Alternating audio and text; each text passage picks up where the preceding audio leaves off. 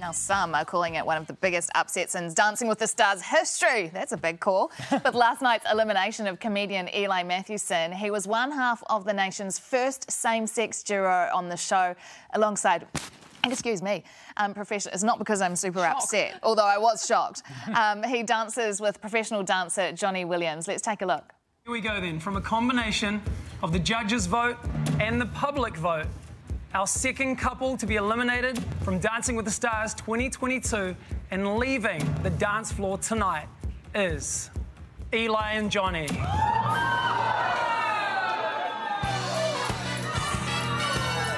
Congratulations to Vaz and Brittany. We will see you again next week. Oh, to get his reaction, we're joined by Dancing with the Stars judge James Luck.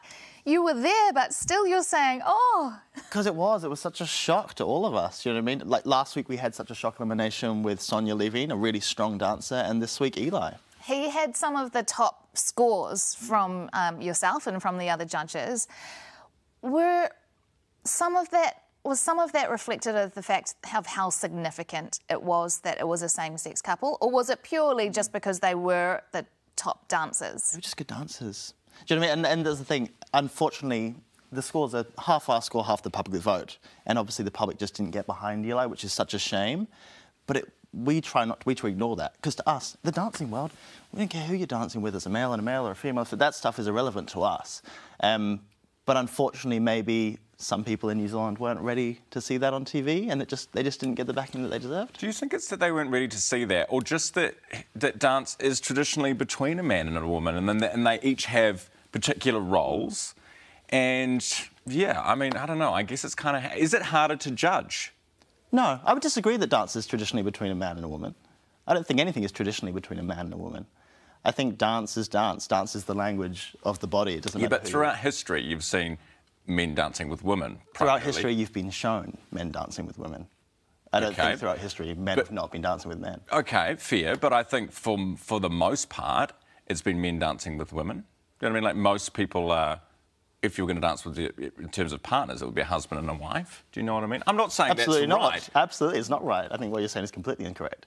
I think for the most part, you can dance with whoever you want to dance with. No, I agree with that. Look, I'm a man who loves men. Yeah. Okay? Yeah. I dance with men.